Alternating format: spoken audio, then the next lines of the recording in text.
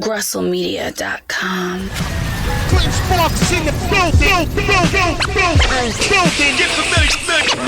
Get familiar, fool. Get real familiar. Get familiar, Smash Time Radio. Yes, we got the Thug Motivator, a.k.a. the Snowman, a.k.a. what you say, the Mixtape King? That's what you call yourself? Mixtape King, Mr. 17-5, J Double, whatever you want to call me, man. Young Jeezy is here. Get familiar, ladies and gentlemen. Yeah.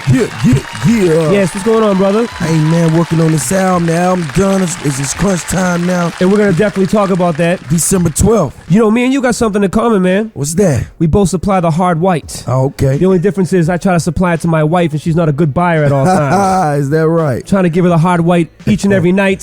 She's not always open for my hard white. It's all good, though.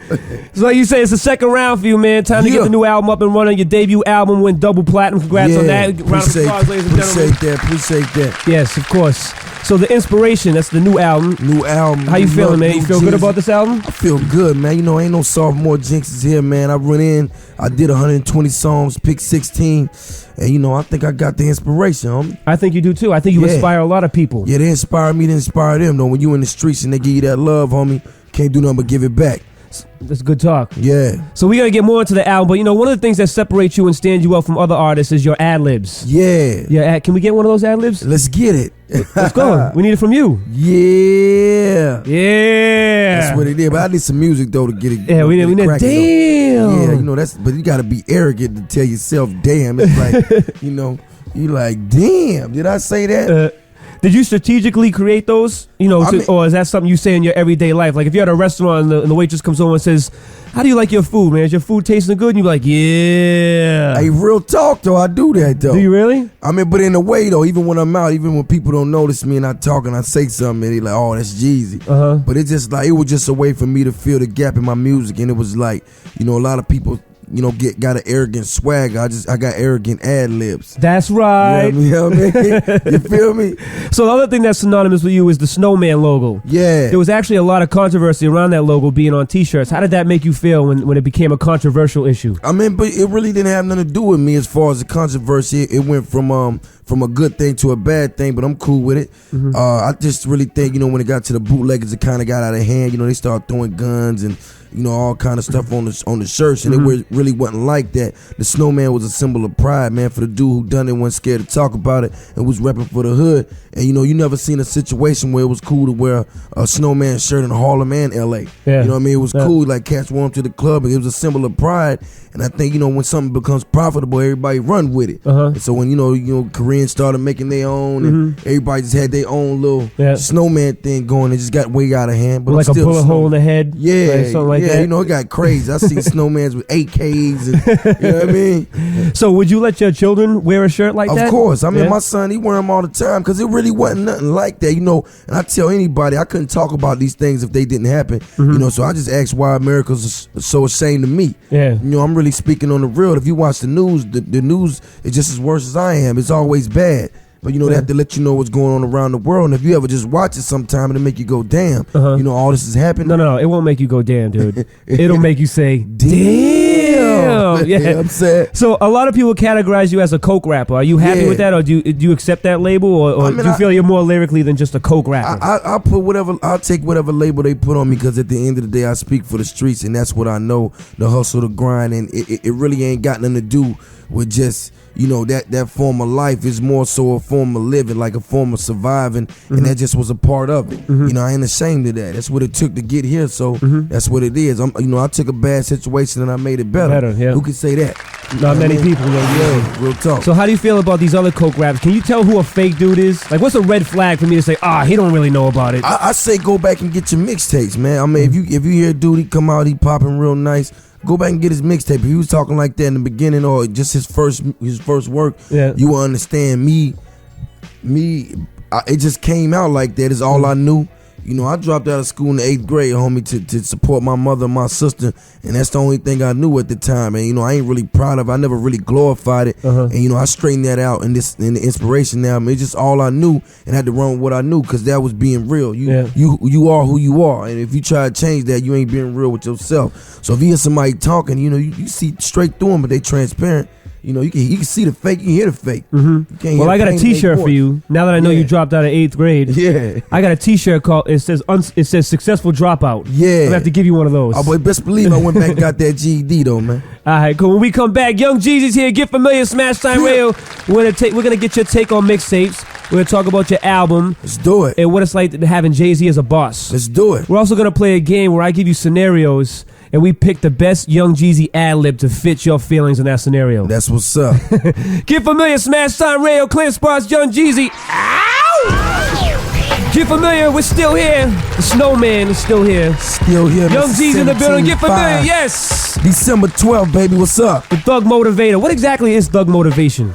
I mean, it is what it is. It's when you take a form of life and make people feel good that they got somebody to represent and speak for them. It's like you for them, you know, and you take it back to anything. It's like, you know, motivating I mean, you even counseling with marriage counseling and different types of counseling. It's the same thing with music. It's like sometimes people go through a lot of trials and trills and they need somebody to make them feel like they shouldn't feel so bad about themselves. You know, somebody that they can relate to and, okay, that's for me, and what would he do in this situation? Okay. And that's what Thug Motivation is getting people through their day. It's not just, you know, making you dance in the club or, you know, making you do a certain kind of, you know, just a certain type of, you know, what they call a fling or whatever, you know, it's something hot. It's like, okay, at the end of the day, I look at it like, what would Pac do?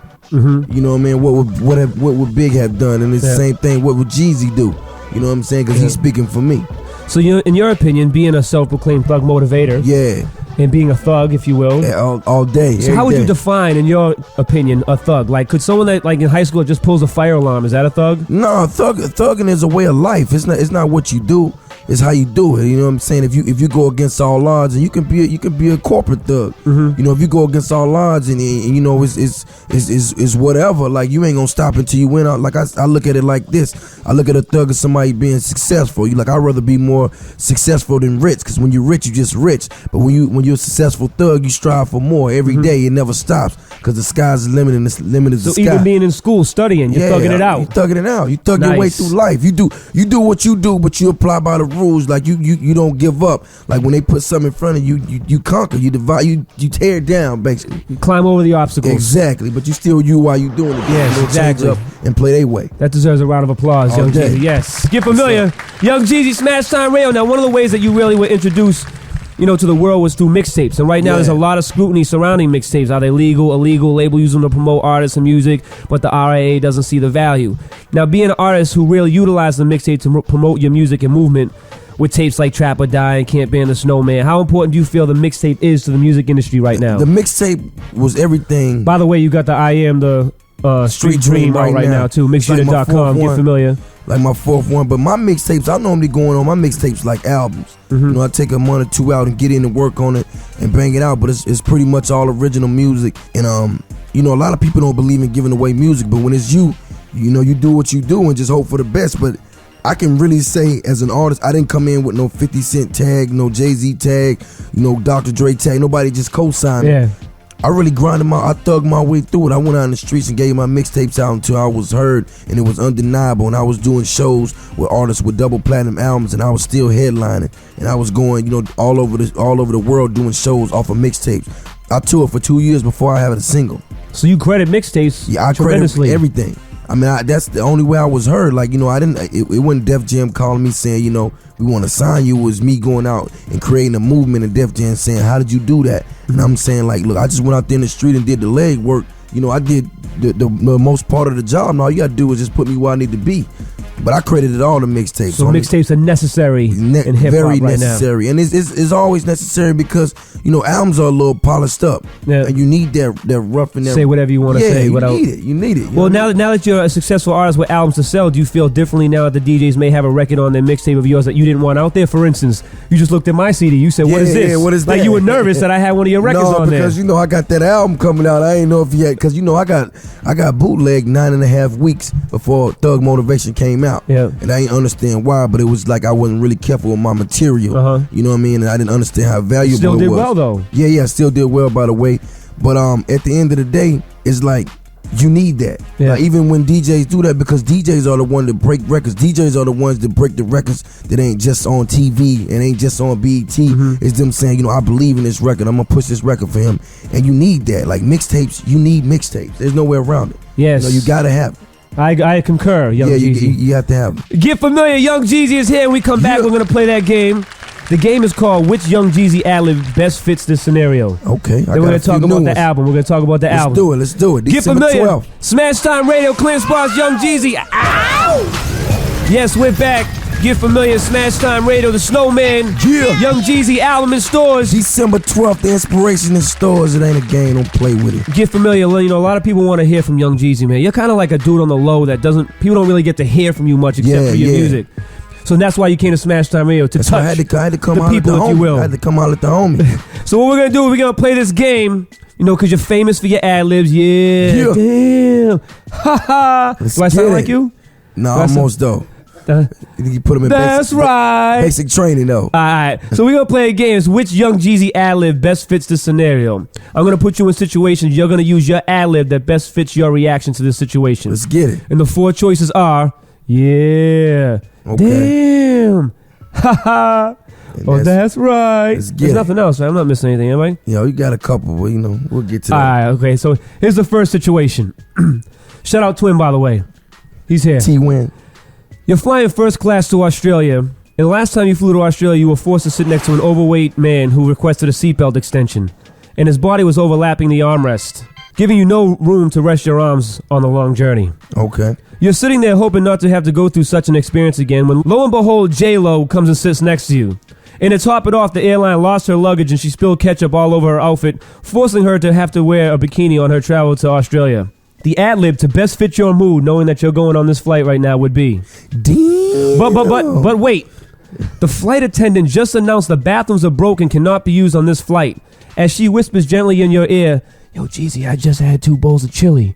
Now what's your ad-lib? Damn. Get familiar. Smash Time Radio, Jeezy. We playing the Young Jeezy ad-lib that best fits this scenario. All right, here's the second one.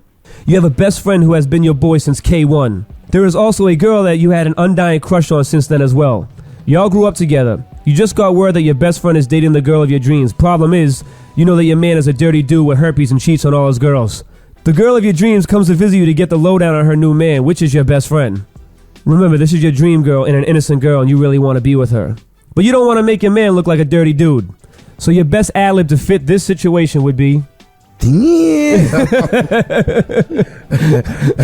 That'd be it, because I don't know. I can't. What would you do in that situation? Oh, man, I don't know. That's crazy. Your man's dirty. I He's never got thought herpes, about dude. that, man. That's rough. That's a rough one. She could be there. your wife. Yeah, but I mean, she ain't my wife, but she with him. You know what I mean? Nah, but she don't really want it. She really got a crush on you, but you don't know that yet. Oh, okay. See, you ain't tell me. But you got to open the door. You wouldn't know that unless you talk to her. But it still be like, damn. Get familiar, Young Jeezy, Clear Spots, Smash Time Radio. Okay, we got one more. It's 2025, and you are being inducted into the Coke Rap Hall of Fame. Problem is, all inductees have to wear a costume much like the Pimp Hall of Fame, where the pimps would have their full pimp attire on.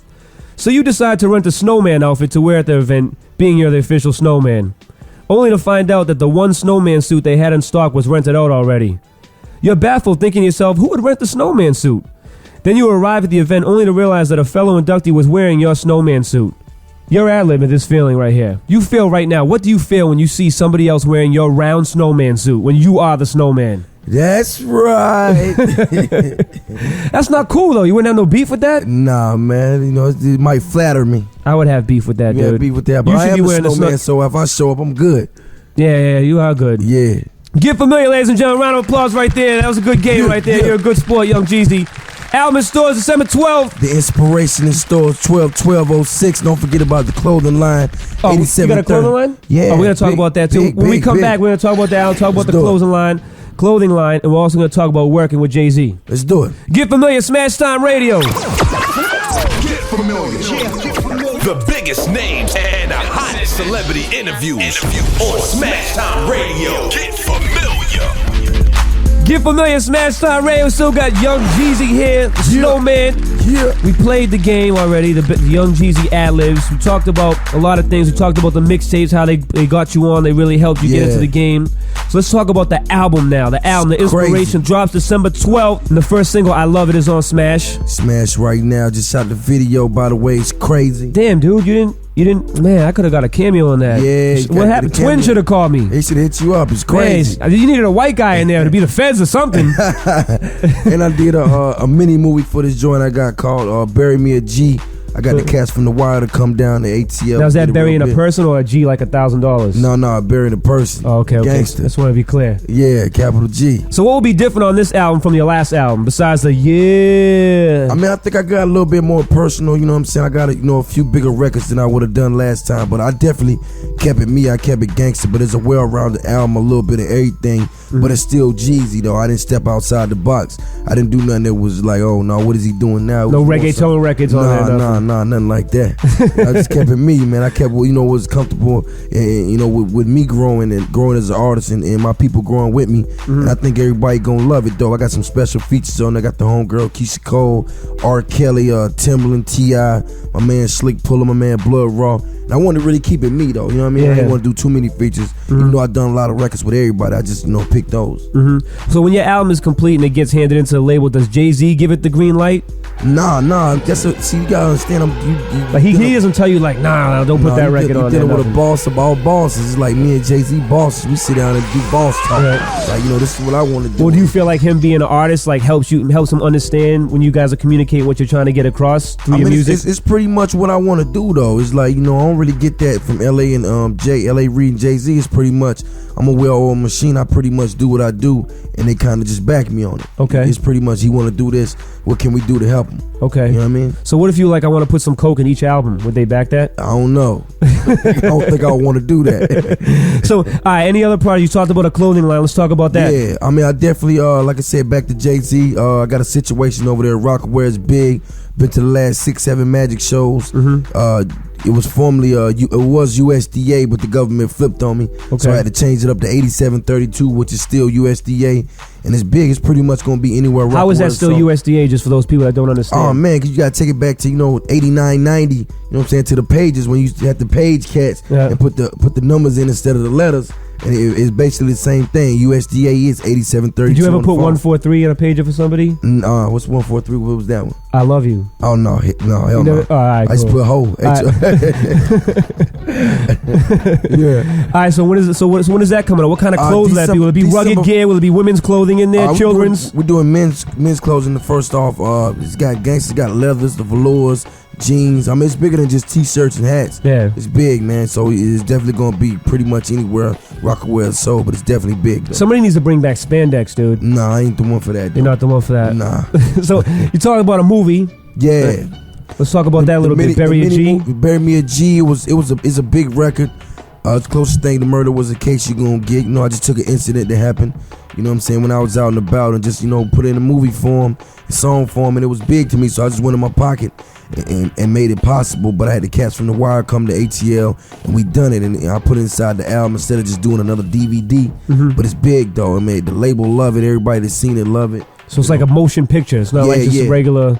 I mean, it's an extended video, but it kind of takes you in my world. You know what I mean? Yeah. Staying busy, dude. Man, let's give us a little insight into the I Am the Street Dream mixtape. Like, how does it differ from your last mixtapes? What did you do different? How is it working with drama, etc.? Like, yeah. I mean, it was. I feel like I am the street dream because I used to dream about this, and I took it there, and a lot of cats don't like sell the type of records I do and still do that groundwork. And I feel like it's so important to keep that bond with the streets that I just wanted to put out a mixtape before my album came out. And it's all original music, but I just wanted to put it out. But it's crazy, like right now it's like one of the hottest mixtapes on the street. It is the hottest mixtape in the streets. Yes, get familiar, Jeezy. Yeah, you know what I mean? And it's like, and I know what it does. It's like, and a lot of people don't know I got the ability to do that.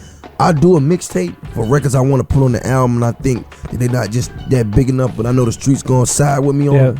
And when I do my shows, my mixtape following is so big, I'm still able to do those songs. Yeah, exactly. So it's like I get 2 for 1. I still get to do my album, still touch the streets, and still do it in shows and keep that moving. You know what I mean? So what happened? There was a big CD that you were putting together with Joel Santana. Whatever happened to that project? I think, we kind of promoted it too much at the time. His album had just came out. My album was coming out. And we talked about it several times, interviews or what have you. And that's one thing I learned about the game is like when you got ideas, you got to kind of hold them down to you. So it's complete. So you execute it because everybody and their mama made a best of both hood mixtapes. Yeah. They was just taking old songs we had and putting them on there. And by the time we got to where we was at on it, it was so many versions of it out. We was like, nah, we had promoted it so much. It was kind of like, the streets would have still loved it. They still wanted so. it. But we still on it though. Like me and Joel's talk all the time. So in our downtime, but me and Akon got an album we working on right now together. So I know they can't put that together. Yeah, nah, it's gonna be big. Yeah, it's gonna be big, man. We're gonna carry everything Young Jeezy at mixunit.com. Get familiar with that. Get familiar, get familiar with the fact that the album coming out December 12th, The Inspiration. And if you got the last album, you know this one gonna be a classic too. Yes, Young Jeezy, thank you for coming through Smash Time Radio. We appreciate it. Congratulations on all your success so far. Appreciate you, homie. And good luck with the album. That's what it is. I don't know. You don't need luck, man. It's going to do what it's going to do. Appreciate you for having me through, man. 12-12, The Inspiration. Get familiar. Young Jeezy is now leaving the program. Yeah. Smash Time Radio will be right back. Stay tuned. Get familiar. The biggest names and the hottest celebrity interviews on Smash Time Radio. Get familiar. Woo! Disturbing the peace. What you want? Believe that, baby. Oh, okay. Luda. Okay. GrussellMedia.com